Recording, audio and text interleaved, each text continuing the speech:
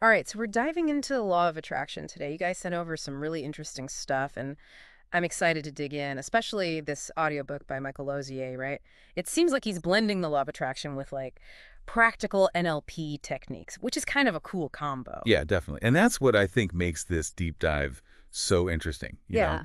We're not just talking about the theory. We're going to get into how to actually use it. Like, what are the steps you can take? Exactly. Like, how do we actually apply this in our lives, right?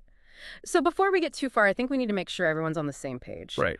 What exactly is this law of attraction thing for anyone who's maybe hearing about it for the first time? Basically, it's the idea that whatever you give your attention and energy and focus to, you attract more of that into your life. Okay. And that goes for both positive and negative stuff. So it's like that saying, what you focus on expands. So that's basically the law of attraction in action. Yep, exactly.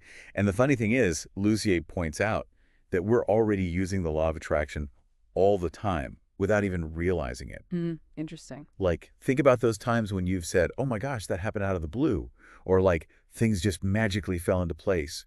Or even when you blame something on karma, Right, right. all those moments, those are actually examples of the law of attraction at work. Okay, so we're already doing it, but like kind of unconsciously. So then the goal is to do it deliberately, on purpose. That's the key.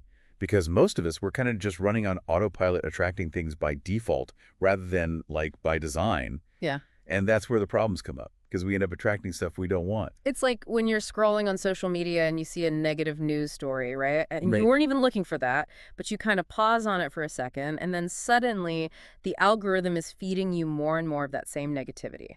Ugh. Yes, that is such a good example. It's like Lucy's observation cycle in action. The observation cycle. Yeah, he talks about how even if you're just passively observing something you don't like, you're still sending out that vibration that attracts more of it.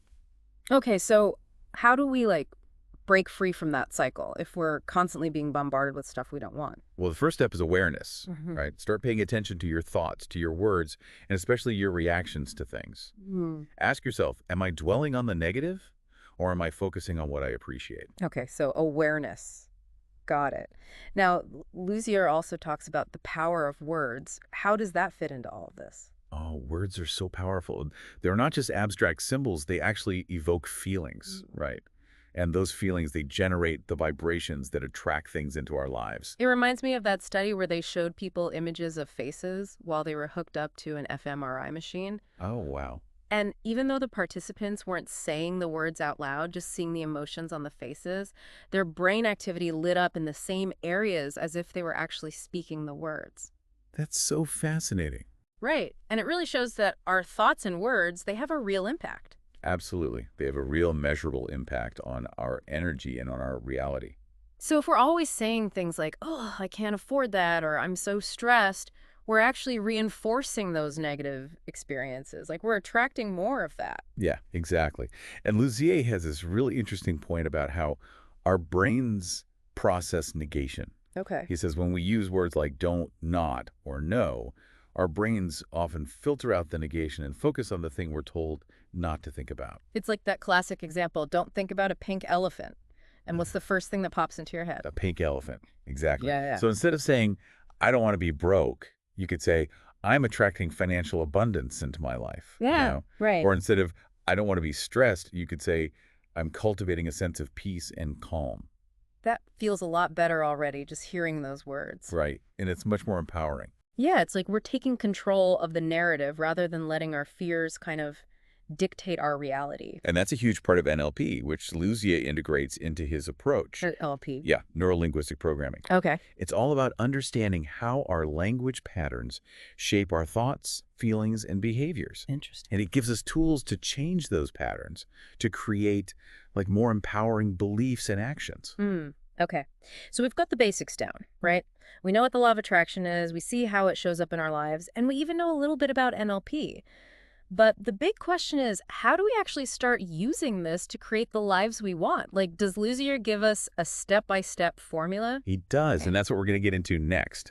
Okay, so we've laid the groundwork. We've got the basics down, right? We know what this law of attraction thing is. We've kind of seen how it shows up in our lives already, and we even know a bit about that NLP stuff. Right, right. But how do we actually like use this to create the lives that we want? Yeah, like how do we make it work for us? Right.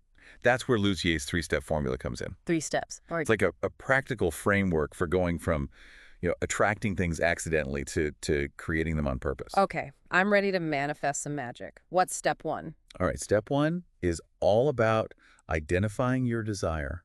Makes sense. But, and this is where things get really interesting, Okay. Luzier says you should actually start with what you don't want. Wait, so if I want to, like, attract a new job, I should start by listing out all the things I hated about my old job? Yep, exactly. It's like a process of elimination. Okay. By getting clear on what you don't want, you automatically start figuring out what you do want. Interesting. And that clarity is like essential, Yeah. for the law of attraction to actually work. So it's not enough to just, like, vaguely wish for a better job? Nope. You need to get super specific about, Yeah. like, what does your ideal job actually look like? How does it make you feel? Even down to, like, what does your daily routine look like in this job? Okay, so it's like setting the coordinates on your GPS, right? Yes. If you don't know where you want to go, you're just going to end up driving around in circles. Perfect analogy. Uh-huh. And Lucy actually gives you this tool. It's called the Clarity Through Contrast worksheet. Clarity through contrast. Yeah, and it basically helps you pinpoint exactly what you're looking for by, making those lists of what you don't want and then kind of translating them into the positive version. Okay, I like it. So I've done my homework. I've got my super specific desire all figured out. All right, good. What's step 2? Step two is to give your desire attention. Okay. And Lucy talks about this concept of like a vibrational bubble Okay. that surrounds us. Hmm. And our desires, they exist outside of that bubble until we actively bring them in. So how do we bring them in? Is it just thinking about them all the time?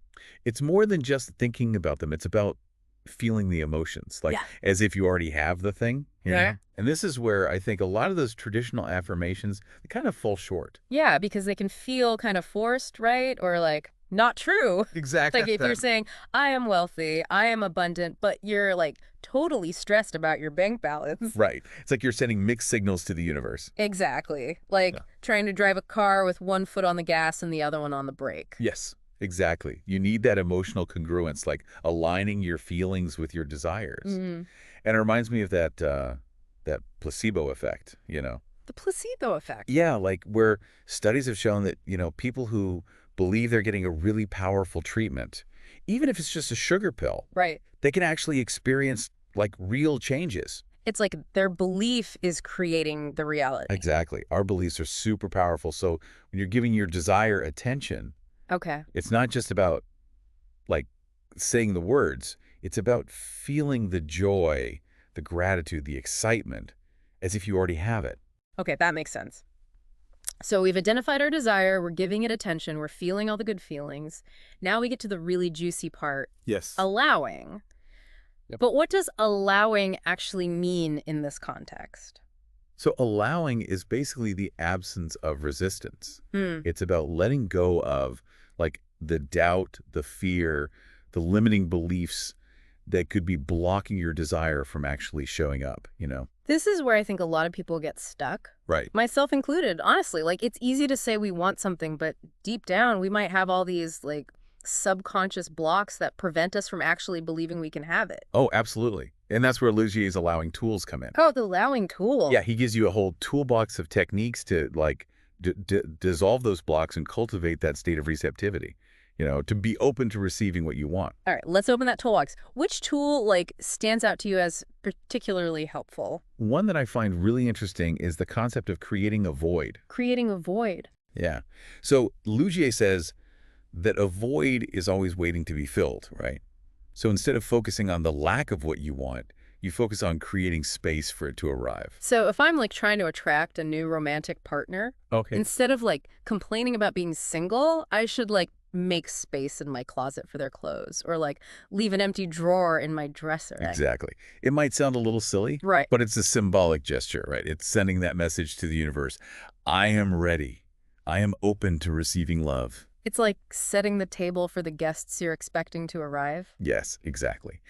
And speaking of setting the table, another tool he talks about is the attraction box. Attraction box. Yeah, it's a fun, like, tangible way to keep your desires front and center in your mind. Is it like a vision board, but like 3D? Yeah, kind of.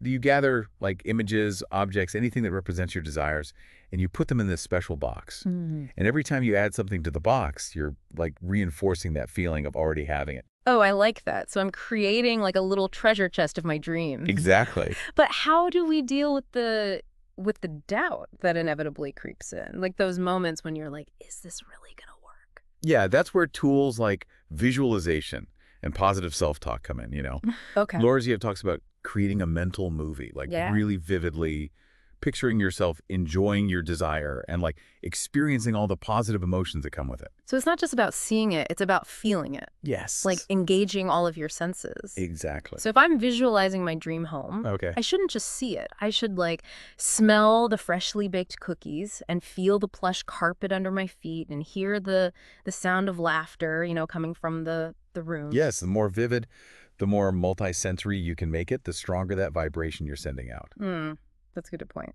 And Losier stresses that this is a practice, right? Yeah. It's not about getting it perfect right away. Hmm. It's about showing up consistently and like nurturing those positive feelings. Right, and that's something we'll be digging into even deeper in the final part of our deep dive. Okay, so we've got all these amazing tools, but like you were saying, it takes practice, right? Is it really like building a muscle? Because honestly, sometimes I try to visualize and my mind just wanders off to like, what am I making for dinner tonight? Totally, it's so normal. Hmm.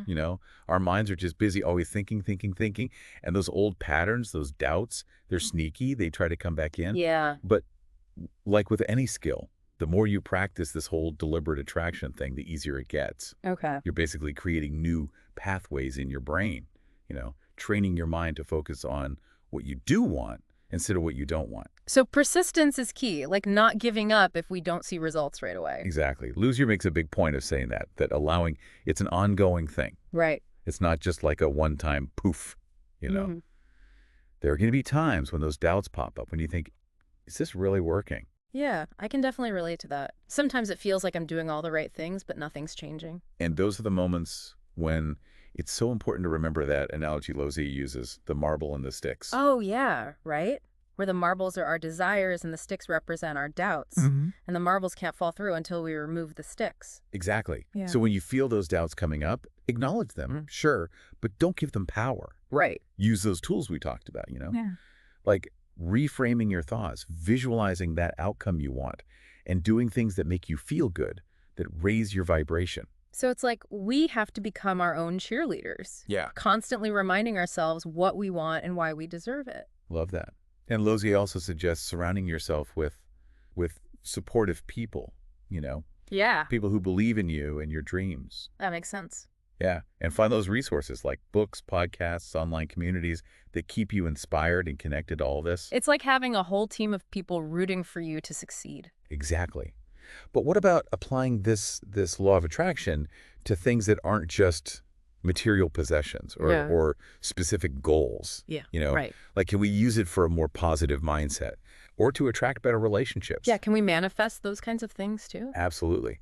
Losier actually encourages us to think even bigger than that. Yeah, okay. He says, what if we could use the law of attraction to bring more joy into our lives, more peace, more fulfillment? What if we could use it to heal those old wounds and make the world a more loving, compassionate place? No, that's a powerful vision. It's not just about getting what we want. It's about becoming better people Yeah, and making a difference. exactly. And that's, I think, the real power of all this. Yeah. It's not just about manifesting things. It's about manifesting a life that really aligns with your deepest values. Wow, this deep dive has been amazing. I've got so much to think about. I'm definitely going to be revisiting Losier's book and trying out these tools. Do you have any last words of wisdom for our listeners as they start their own law of attraction journey?